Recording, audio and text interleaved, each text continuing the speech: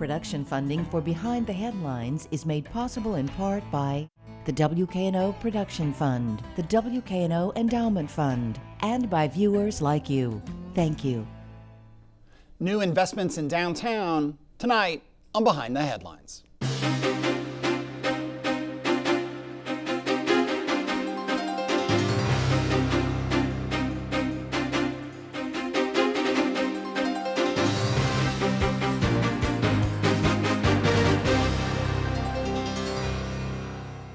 I'm Mark Barnes with the Daily Memphian. Thanks for joining us. I am joined tonight by Shondell Ryan, President and CEO of the Downtown Memphis Commission. Thanks for being here again. Thanks for having me. Good to be here. Absolutely. Along with Bill Dries, reporter with the Daily Memphian.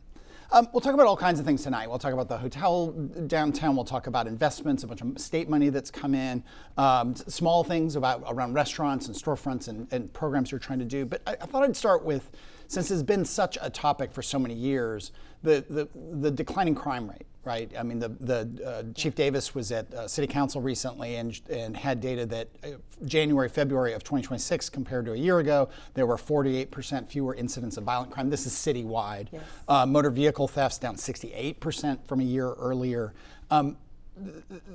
Downtown can get a bad reputation around crime, but there has been crime throughout Memphis. What are you seeing, feeling? What numbers do you track in terms of those kind of comparable numbers happening downtown in terms of incidents? We track the same kinds of numbers that Chief Davis mentioned at council meeting, but we track them for the North Main precinct specifically. And we actually just had a safety meeting yesterday where police came in and just talked to us about the numbers. I think for car theft, we were down even higher than that, like over 70%. And we're seeing our crime overall down. It's just under 50% as well for downtown. But downtown is very safe. We're starting to see perception shift in our downtown about the downtown experience, and we're really happy about that as well. Is that really what it takes? I mean, I think people just have to feel it. They can hear the numbers. They can hear us talking about it. They have to have a good experience at a restaurant, at a game, at an event or something. I totally agree. Like if you're experiencing a good time and you don't have an incident, that you have to hear about, I think that absolutely changed the perception. And I know that with the command center and all of the cameras that are around and what we're seeing happen in our area around the decline in crime, it just absolutely speaks to how people are feeling about it, and just seeing more people out on the street, which I think is also happening. This is a heated topic, but I have to ask, has the Memphis Safe Task Force and its various elements, Guard, ICE, all the federal, other law enforcement, has it been a good thing? I think the fact that crime has declined is just great for Memphis, period. And the fact that crime has declined downtown is a net positive for everyone. So, yeah. Is there a sense, again, we'll move on to other things. I'm sorry, Sure. This is just where I started because it's been so top of mind for people. Is there any unintended consequence, negative consequence of, say, having the Guard walk around, tourists see that, or people who haven't been downtown and they think, oh, what should I be afraid of if there's literally the National Guard in fatigues walking around? Can that have an unintended consequence for perception? For us, I feel that when people have seen the Guard, I haven't seen really any incidences of people feeling alarmed by it. I've seen people speak to them, wave to them, and feel fine about it. So I haven't really seen that kind of reaction. Yeah. Let me bring in Bill Dries. Spring is coming up. That means Beale Street's busy season. And I think we've had a couple of years now of having specific plans around Beale Street. What have you learned from that, and what from that is applied to this coming spring there? Yeah, so spring came early this year. It's been warm for quite a while now, so we've already started the measures that we normally put in place. Normally it happens somewhere around April, right after St. Patrick's Day, but we've sort of started early with our MPD partners. Colonel Penny has already started putting those measures into place, and we also meet after the season, and we talk about things that happen and talk about how we can better prepare for the next year. Like, for example, there was one area near 2nd and Beale where we just didn't have great camera coverage. So we worked with the area business to cut down the trees, add some more cameras, so now we have better eyes from the command center to watch that space a little bit better. So those kinds of things are some measures that we put in place to make sure that everybody can come and just have a good time. Right. Yeah. In terms of a long-term plan for Beale, where is that at? Yeah. So right now we are in the middle of going through what will happen with the state funds that were received. And we're really excited about the improvements that will happen to infrastructure and the enhancements that will happen with the camera network or security just around that area. First and foremost, that's going to change the look and feel of the area. And I think that's the first step in the city deciding how they will move for what's next for Beale. Right. And you've now got the downtown command center in place, up and working there at Peabody Place and BB King. You know, when we talk about cameras, it's like someone watching it. But it's also pretty important, I think you found out, to have that command center physically close to that, right? Yeah, absolutely. Having the command center, people actively watching every day to try to prevent incidents from happening has been a game changer. We know that a lot of cities want to have an asset like this, and they're moving into this. And I think we're fortunate that we already have something like this in place. But I hear all the time about how MPD is able to get out in front of incidents that happened in order to let the people know and communicate to anyone who would come downtown that this is not the place, period, for if you want to come down and have bad behavior. The DMC runs Beale Street, has for quite a while now. What's going to happen with the storefronts? What's new in that area? With the storefronts right now, we really are more so focused on the infrastructure.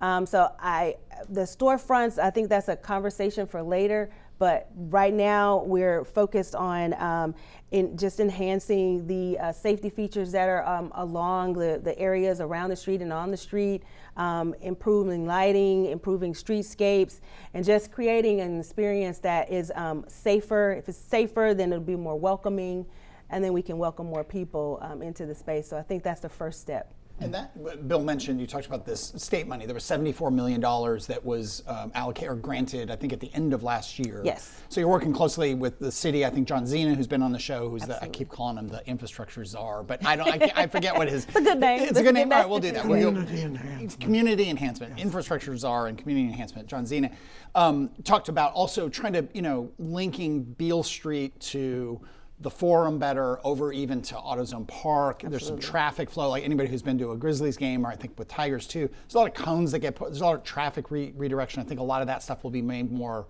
permanent, or it can come and go as games and other events are happening. So it's not just cameras, not just security. It's also just making that a more walkable, connected space. Is that fair? That is fair. And I know we're talking about 74 that was awarded to us, but total it'll be $100 million that we'll spend in the area.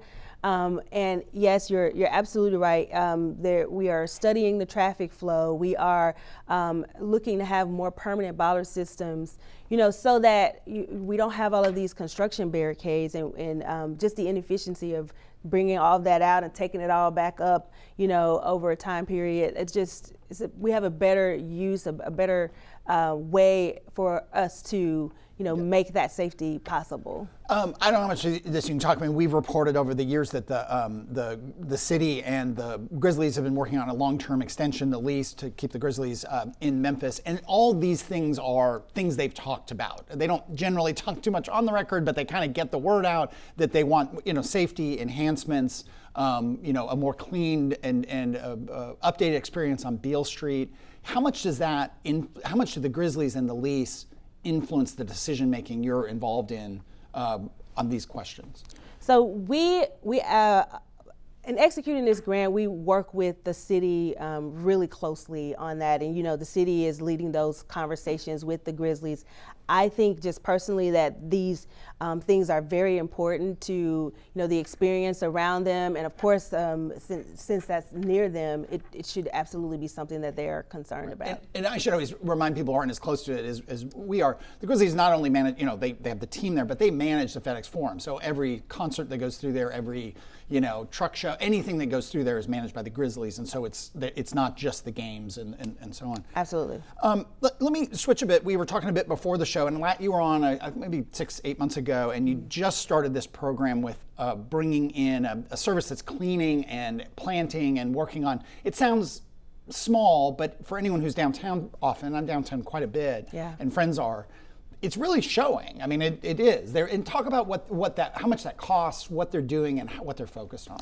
Yeah, so that service cost us a little bit over $2 million to have the ambassadors in our downtown space. So we've got cleaning ambassadors, we have special projects, we've got safety ambassadors, and really they are there to beautify, they're there to clean, they're painting poles, they're removing graffiti, they're removing stickers. So they do a lot, and you're absolutely right. We were ramping up at the time when I first came.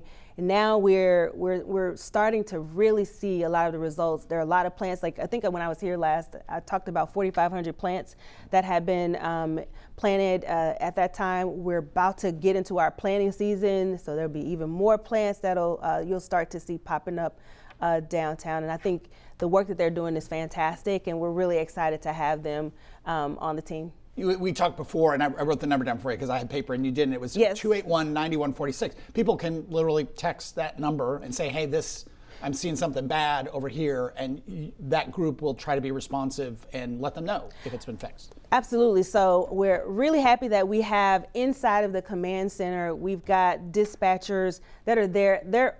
First of all, they're watching cameras. They're looking, also being ancillary to the services that the police are providing. So there are things that they can do to help relieve pressure from what police have going on. But with that, you can absolutely call them or you can text them about issues that you're seeing, and they'll even text you a picture back and let you know that it's been resolved. Yeah. And bring Bill in. You've also got a program that is working on storefronts to get a small business owner in there, at least for a temporary basis. And I think one of the first ones was an art gallery. Yes. We have several. So we've got our Open on Main program. We have about 6 spots where we will pop up a business. There's an art gallery. We're really excited to get that there because it's really close to where the Memphis Arts Museum will be. We thought that would be good synergy. And there are a few others like Jasper Day Spa. They are a part of that program. The record store was a part of it, and now they have their own lease. So that's the goal. Hopefully that can stick and stay. Or it's just really good to have new experiences in downtown. So we now have our Table Ready program where there's one more location that we have, and it's going to be a restaurant. So it'll be our second restaurant location. And when you say Table Ready, you've still got a lot of the infrastructure still in there. So in essence, that's ready to go. It's absolutely ready to go. So the owner of the business can come in. They really have the plate is set for them just to plug in and go and start with their business concept. So hopefully we'll have someone identified soon. That program is right now we're looking for someone to fill a space. You talked about the art gallery, the Memphis Art Museum, set to open in just a few months there. Yeah. That block between Monroe and Union Avenue, and it really changes the scenery downtown. Yeah. How do you calculate what something like that, the effect it has on downtown as a whole? Man, so we're just really excited. We're really at a point where we're planning for them to come into our ecosystem. So we're having meetings, we're thinking about how they can plug into just the overall ecosystem of downtown, and we've had conversations about what that would bring, the numbers that they are bringing where they currently are, and we think it'll be more so being right there on the riverfront. So we do believe that it will be the next game changer for our downtown. And it's also on that row on the bluff, so you're looking at ways of blending it in with the Cosset, for example. Absolutely, yes. Linking it in with the Cosset, even linking it in to Main Street, just making sure that people understand that it is there and it's an amenity and an asset. Linking it to the Civil Rights Museum, even just ensuring that people understand that this is a new part of our ecosystem, and you can travel among all of these places and have just a wonderful experience in our downtown. The streets, we talked before about the money of streetscapes and lighting and so on all around Beale. That was the target for that money. But the roads downtown are in pretty bad shape. And what is the status on that? I mean, is that where you just call John Zena and Paul Young every day and remind them of potholes? I mean, is it, or there are a lot of streets that need attention in Memphis, and some have been dealt with and some haven't. But you're focused on downtown, how do you get that prioritized? So one of the things we've done that's come out of our downtown action plan is we've created a downtown action team, and it's a partnership with us, with the city of Memphis, different agencies different departments under the city, MLGW, MATA, and we're all talking about infrastructure and how we can repair, improve, and enhance or elevate the infrastructure that's currently there. And streets is definitely a part of that. You may see right now there's some striping that's being done because some of the lines are faded, so the city is going through and making those improvements. Around the museum, you'll see some new streetscapes that would come up because of that. So we're trying to hit it as best we can, understanding the financial limitations of that. We have Paul Young coming up actually in a week or two, so we'll talk to him about that and a whole lot of other things, obviously, when we get him on here. But what about homeless issues, unhoused folks, transient folks? Yeah. It's a problem in the whole country. I travel a ton. This is not unique to Memphis. In fact, Memphis is dramatically better on this front than many other cities. Do you work with the Hub? Do you work with some of the other agencies? I mean, I've heard from some people that they feel like it is really improved. I mean, obviously, there was a point in COVID when there weren't a lot of people downtown. Right. It was pretty rough. It was pretty rough everywhere. I mean, most cities. How do you work on those issues? So we have a partnership with the Hospitality Hub, and we also have a relationship with Alliance Healthcare. So what we do is about twice a month, we will go out and we will have Alliance Healthcare, we will have Hospitality Hub and our ambassadors, and we'll walk around and try to get individuals into services, to help them to be removed from the state of being an unhoused individual and get them into, permanent housing. So that, I think, helps. If someone's having a mental issue, we have Alliance Healthcare that can make a call on whether they really need to be removed because they're just not in a healthy state. So I think that helps, and just our relationship with the Hub overall, I think, helps. We have about 8 minutes to show and run through a bunch of things we haven't gotten to, but one is any progress on the trolley. Trolley is not your responsibility. Whether or not you like that or not, I don't know. You can answer that question. But oh my gosh, we desperately need the trolleys back. We are a fan of trolleys or rail cars or whatever they are. We definitely need them back. We're thankful to MATA for the I can't say the word right now, the rubber wheeled trolleys. We're thankful to have those, but really I hear from businesses often on how it impacted their business when we lost them. So I'm advocating and looking at interesting ways that maybe they can come back, and just having those conversations with MATA, and they want to see them back. And that Main Street line actually was the most, I don't know if it was profitable, but it was the most revenue generating of all the lines, buses, trolleys, or anything. Yes, highest used. Yeah. One more and then I'll go back to Bill here. Yes. Beale Street Landing and the cruise ships, it's been sort of off and on. Sometimes the cruise ship people, they're docking south of here, south of Memphis or north of downtown, and they're coming in on buses. You don't control Beale Street Landing and the cruise ships. That's Riverfront Development. But what's the status there? They're still coming, and when my understanding is whenever the river is too low, they'll go to these other docks, but they're still coming into the core of downtown and going to Beale Street and other restaurants around. Yeah. So yeah, they're still coming, and we're glad to have them. Bill. A bit about conventions. Obviously, the city's about to start renovations on the Sheraton. But what is our convention business like? Yeah, I'm really excited, first of all, about the Sheraton coming and the role that we're able to play to help. Our conventions, we just had the Farm and Gin. We just had another big convention.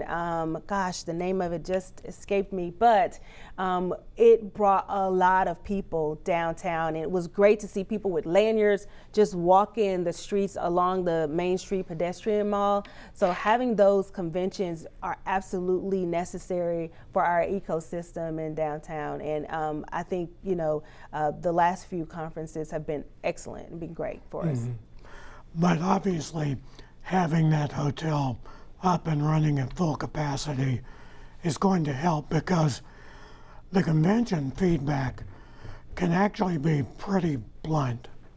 Absolutely. We've known for years that the Sheraton has been an issue with our convention, our ability to attract conventions. So I think because people are able to see movement on the old Sheraton, what will be a new Marriott, I think that's going to be amazing to bring more conventions into downtown, and that's going to be amazing for the businesses and just amazing for the overall experience of downtown and the density that it'll create. All right, and we've had some smaller hotels open up in the downtown area, but convention and meeting planners are very specific.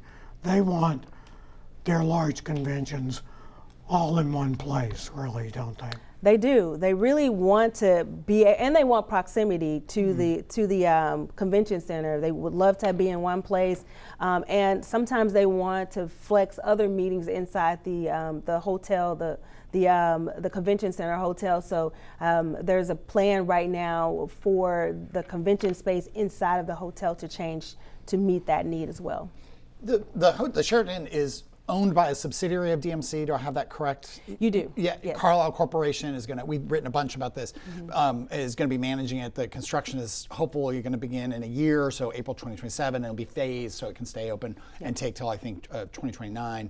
The estimates aren't finalized, but as much as $250 million. Will DMC be putting more money into the funding of this, or will that be city money, or how will that work? It's going to be city money for sure. Our entity, it's a subsidiary of our CCDC entity, is just holding it for the purpose of going through this design phase. But the dollars will come from the city's plans. And again, we'll have Paul Young, the mayor, on soon and be able to talk to him about that. Sure. One thing. Again, this is not about picking on Memphis, because I travel a ton, and lots of cities have seen. I'll pick on Phoenix for a second. They have huge office buildings, and they are the downtown feels like a ghost town in the middle of the week. It's very strange, and other cities are still experiencing that. Portland has experienced that, Seattle to some extent. Offices are a challenge to get, people, a lot of people went work from home, or they, their leases were up downtown. What kind of efforts do you have underway to try to get more people back into the office space downtown? So for us, we were fortunate in that we have a really high mix of residential property in our downtown space, so we didn't see as much of a hollowing out as some of the other downtowns have. So that's one fortunate thing that we have for us. We still have our tools available for us, for businesses. So we've got our pilot tools available. We've got these things that are available to track businesses that want to be downtown. But I am seeing that our daytime population is starting to level up and grow up. We've gotten about 87% now of our pre-pandemic population that's come back, and that's higher than a lot of major cities, higher than Chicago, higher than a lot of places. So I think we're in a good sweet spot. I do want to see more, and we're working on that.